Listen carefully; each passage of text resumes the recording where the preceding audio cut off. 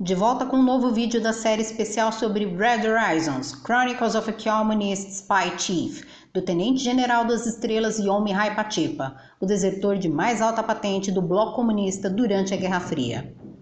Deixemos Muammar Gaddafi de lado para apresentar mais um dia qualquer, entre aspas, nas vidas de Nicolae Ceausescu e Yom Mihai Pachepa no ano de 1978. Envolvendo espionagem e influência através de agentes infiltrados em um importante país ocidental. Episódio de hoje, o ponto fraco da Áustria. Mihai retorna de uma de suas muitas viagens ao Oriente Médio como emissário e negociador do ditador romeno Nicolae Ceausescu. Tão logo põe os pés em Bucareste, vai ao gabinete presidencial apresentar o relatório da missão. Fim do relato, Ceausescu permanece em silêncio por um longo tempo, rabiscando figuras geométricas em um bloco. Quando levanta seus inquietos olhos em direção a Mihai, diz, abre aspas, por 5 anos venho tentando frear as mentiras de Arafat, mas a raposa velha não consegue viver sem mentir. Se ele não pode contar pelo menos uma mentira, ele não aproveita o dia. A verdade é que Arafat é corajoso frente a Israel e aos americanos, mas um frango com o mundo árabe. Ele tem um longo caminho a percorrer dentro da própria OLP antes mesmo que comece a pensar em mudá-la, fecha aspas. O ditador está notoriamente frustrado diante do malogro de seus esforços com a Operação Horizonte na tentativa de transformar a Organização pela Libertação da Palestina, uma organização notadamente terrorista, em um moderado governo em exílio. Ceausescu levanta-se da cadeira, pega um bloco de notas de seu cofre pessoal, um dos poucos documentos que costumava manter ali, e diz, abre aspas, se não pudermos ter um governo em exílio, devemos tentar conseguir o reconhecimento da OLP de Arafat no Ocidente do jeito que é. Como Annette disse, para o momento a Áustria parece o melhor ponto fraco. Vejamos o que a Bíblia diz. Mihai explica que Annette era o codinome dado pela inteligência romena para Hani Hassan, melhor amigo de Yasser Arafat e seu conselheiro. Sob a fachada de conselheiro político do líder da OLP, Hani Hassan exercia uma atividade secreta.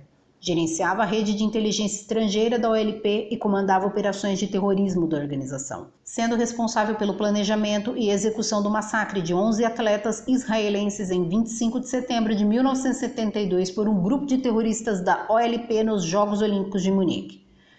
O exercício de tal atividade clandestina e mortal foi publicamente vinculado à sua pessoa apenas em outubro de 1985, durante o sequestro do transatlântico italiano Achille Lauro, com 123 passageiros e 315 tripulantes a bordo no exterior. Nesse episódio dramático, os sequestradores exigiam que Israel libertasse os membros da OLP presos e que o navio aportasse num porto da Síria.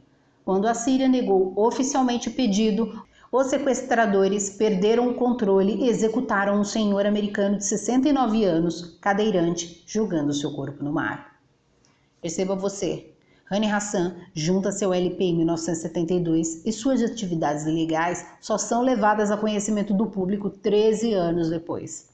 Pois esse homem de confiança de Arafat foi recrutado pelo DIE em 1976 com base em uma das suas fraquezas, dinheiro. A ele eram periodicamente pagas somas entre $2.500 e $10.000 em dinheiro vivo, dependendo da relevância da informação por ele passada à ditadura romena. Mihai explica ainda que Bíblia foi o nome dado por Ceausescu para um livro escrito à mão feito pelo DIE em uma única cópia, apenas para ele, que continha descrições codificadas dos seus mais importantes agentes no Ocidente. A seguir, Ceausescu verifica quais agentes o Serviço de Inteligência romeno tem cooptados e à disposição na Chancelaria Federal do Governo da Áustria. A Áustria é uma república parlamentar, onde a presidência do governo é exercida pelo chanceler federal, o que equivale ao nosso presidente da República. Concluído este breve à parte, entenda que o governo romeno tinha espiões e agentes de influência na presidência da Áustria, pessoas conduzidas por oficiais de inteligência estrangeiros para fazer todo tipo de coisa, incluindo fornecer documentos, informações secretas e induzir líderes do governo a tomar decisões de interesse de potências inimigas. Ceausescu prossegue perguntando a Mihai se a chancelaria a que se referia não era o escritório de Kreisky. Mihai responde que sim. Bruno Kreisky foi o chanceler da Áustria de 1970 a 1983. Ceausescu prossegue dizendo que, segundo a Bíblia, na Chancelaria Federal havia 3 agentes: Bordor, Ministerial Rat, dinheiro; Berthold, Ministerial Rat, dinheiro; e Stumpf, Hofrat, dinheiro. Depois pede a Mihai que fale sobre cada um deles. Mihai informa que os 3 são conselheiros pessoais de Kreisky. Adicionalmente, explica que Rat é a palavra alemã para conselheiro. Logo, Ministerial Rat e Hofrat são 2 posições burocráticas. A seguir, Ceausescu pergunta, aspas, não podem trabalhar em Kreisky? Fecha aspas. Trabalhar, na linguagem dos serviços de inteligência e espionagem, quer dizer avaliar o caráter de uma pessoa de interesse para uma eventual tomada de decisão quanto ao seu recrutamento como agente. Vale acrescentar que Bruno Kreisky era socialista desde a juventude, o que para os serviços de inteligência comunistas representava uma possibilidade de recrutamento ideológico. Mihai informa que Stumpf, palavra que em alemão significa cego, vinha fornecendo documentos secretos da Chancelaria Federal. Bordor e Berthold fizeram ambos informação e influência por dólares da Suíça. Ceausescu manda que Mihai faça contato com eles. A seguir, cita outro nome da Bíblia, relacionado à chancelaria austríaca. Abre aspas. Há outro nome aqui, Orlando, alusivo ao escritório pessoal do Kreisky, dinheiro. Mihai informa que Orlando é um burocrata e o considera perfeito para passar informações secretas, pois ele faz fotocópias de cada pedaço de papel que entrou em seu escritório ou no do chanceler e entregou tudo aos romenos, cobrando no máximo $50 por remessa. Atenção aqui, muito provavelmente esse tal de Orlando trabalhava dentro do gabinete da chancelaria como assessor direto de Kreisky, tendo inclusive acesso a detalhes de sua vida particular, tipo de coisa que os serviços de inteligência valorizam muito, sobretudo quando precisam forçar uma cooptação por chantagem. Ceausescu continua sua consulta na Bíblia, abre aspas. O primeiro nome sob a vice-chancelaria é Daniel, oficial executivo, relógios de ouro, conjuntos de mesa de ouro. Fecha aspas. Pergunta quem é o vice-chanceler. Mihai informa que Daniel é Johannes Hannes Androsch. Androsch era vice-chanceler na época, posição equivalente à da vice-presidente no regime presidencialista, como brasileiro. Ele foi também ministro das Finanças, cargo que ocupou de 1970 a 1981 e vice-chanceler de 76 a 81. Naquele momento em especial, ele acumulava as 2 funções. Mihai acrescenta que Androsch estava nos processos finais de recrutamento, vinha sendo recompensado com presentes, mas não ainda com dinheiro. Quando soube disso, pesquisei sobre esse sujeito na internet. Descobri que Androsch, socialista desde jovem, ainda é vivo. Tenho curiosidade de saber se alguém já lhe perguntou sobre sua colaboração suja e ordinária com o regime romeno e o que ele respondeu. Voltando a Red Horizons, Ceausescu pergunta quem mais poderia acionar para a operação. Mihai sugere o ministro de Relações Exteriores. Ceausescu verifica a Bíblia e encontra o nome de mais um agente, faz um comentário seguido de uma ordem a Mihai. Abre aspas. Há mais nomes aqui que o necessário para montar um time de futebol. Escolha 2 ou 3 que possam colocar uma pulga atrás da orelha do seu ministro. Eles devem ser capazes de chegar até ele pelo menos 3 vezes por dia e mais uma vez à noite. Fecha aspas. É isso mesmo. 2 ou 3 membros do alto escalão de um governo são agentes do serviço de inteligência de uma ditadura e serão acionados para buzinar dia e noite no ouvido de um ministro de Estado conselhos que atendam aos interesses de um país vinculado a uma organização terrorista com o objetivo de obter o endosso de um regime democrático e sem vínculos com regimes totalitários para mais um capítulo numa das frentes de uma operação de desinformação de longo prazo. O nível de infiltração alcançado aqui é gravíssimo. Ceausescu prossegue ditando a ordem. Abre aspas.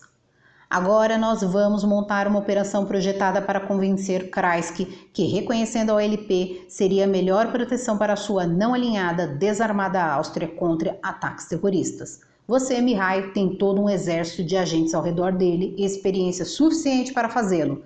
Peça ajuda a Belgrado também. Do que Tito me disse, ele pode fazer o que quiser com Kreisky. Viena deve não só reconhecer Arafat, mas também estabelecer relações diplomáticas com a OLP, como já fizemos. Fecha aspas. Um parêntese aqui.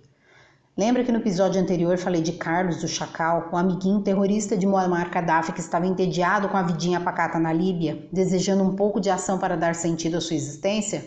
Em 1975, ele sequestra 11 ministros de países membros da Organização dos Países Exportadores de Petróleo, a OPEP, reunidos em Viena, na Áustria.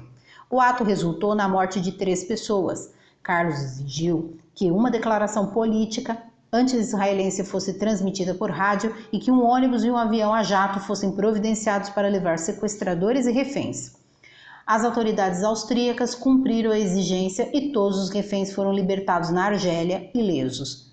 Para que vocês tenham uma ideia, de Viena até a Argélia são mais de 2.500 quilômetros. Foi uma operação altamente complexa e muito bem sucedida. Essa breve explicação ajuda a contextualizar a fala de Nicolai quanto à vulnerabilidade da Áustria, que criou uma oportunidade para intentos romenos, uma vez que o país foi vítima de um ataque terrorista e ficou à mercê das vontades do grupo agressor. O Tito a quem Ceausescu se referiu é o Marechal Josip Broz Tito, ditador da Iugoslávia de 1953 a 1980. Mihai Pacepa conta que depois Ceausescu ordenou que rumores fossem espertamente espalhados no Ocidente, sugerindo que Arafat estava se tornando mais moderado e até implicando que ele estava considerando uma abordagem mais realista para Israel e as resoluções das Nações Unidas no Oriente Médio. A seguir, diz como quer que isso seja feito. Abre aspas. Eu não quero os rumores baseados em boatos. Eu quero documentos sérios, feitos por chefes de Estado ou para chefes de Estado. Digo ao Illy o que fazer. Ele é o especialista. Fecha aspas. Pacepa explica que o general Mihai Illy era o chefe do serviço de desinformação do DIE. Creio que em algum episódio anterior de Red Horizons comentei que havia um departamento dentro do serviço de inteligência romeno responsável por forjar documentos de órgãos oficiais, organizações internacionais e governos. Ceausescu continua, abre aspas, ele também encontrará a melhor maneira de vazá-los. Lembra do diplomata ocidental em visita a Bucareste por 2 dias que encontrou uma pasta em seu quarto de hotel? Pacepa responde que sim. Ceausescu prossegue, abre aspas, ele trancou a pasta em sua bagagem, foi até a recepção e soube que um general sírio que havia ficado em seu quarto tinha acabado de ir embora naquela manhã. Fecha aspas. Ceausescu riu ao lembrar disso. Abre aspas novamente. Diga a ele para montar uma outra operação esperta. Disfarce um dos seus oficiais ilegais como um dignatário egípcio viajando pela Áustria e faça-o esquecer seu documento em um hotel de Viena. Dinheiro não é problema. Fecha aspas. Outro truque para transformar informação falsa em verdadeira, de modo a induzir seus alvos e até seus inimigos a trabalharem para você sem a menor necessidade de coerção, é deixar como quem não quer nada documentos falsos com aparência de verdadeiro em hotéis, restaurantes, para serem apanhados por oficiais de inteligência ou representantes de governos inimigos. Bem, depois de ouvir tudo que eu disse até aqui, você deve estar se perguntando se a tramóia de fato deu certo, né? Pois saiba, meu ouvinte, que em 1979 a Áustria é o primeiro país ocidental a reconhecer a OLP diplomaticamente. Encerro aqui agradecendo a audiência. Inscreva-se no canal, ative as notificações e fique ligado. Em breve teremos mais histórias escabrosas de Red Horizons. Tchau!